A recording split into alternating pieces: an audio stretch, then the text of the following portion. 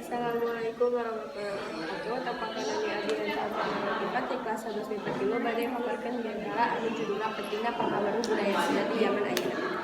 Puji sareng sakur ti payung urang dihaturkeun ka Allah Subhanahu wa taala nu parantos paparkan nikmat ka urang sadayana dugi katiasa kumpul dina ieu bulan.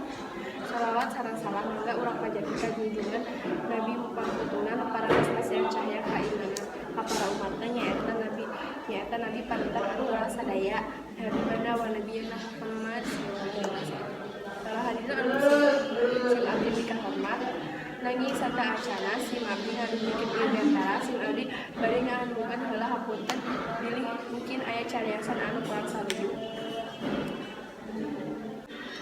Ayeuna jaman teh beda teh siga jaman baheula. Kaloloban barudak ayeuna milu budaya kulon sanes kabudayaan sorangan nyaeta budaya Sunda.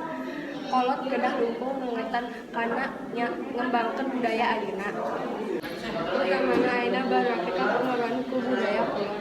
Urang kedah ngawetkeun budaya urang sorangan seueur orang Jepang, Amerika, sareng Eropa bade ngawetkeun budaya Sunda. Maka urang anu gaduh budaya Sunda kudu piringan kebudayaan barat.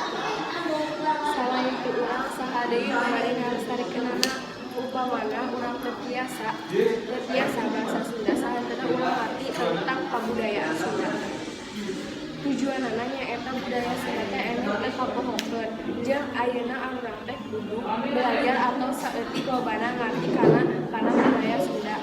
Amanat anu bisa dicokot dina ieu biantara teh samemeh warurang nyeruan budaya kulon arurang kudu ngarti heula kana kabudayaan sorangan. Sakitu anu bisa musim abdi didugikeun hapunten biaya kalapatan billahi taufiq wal hidayah. Wassalamualaikum.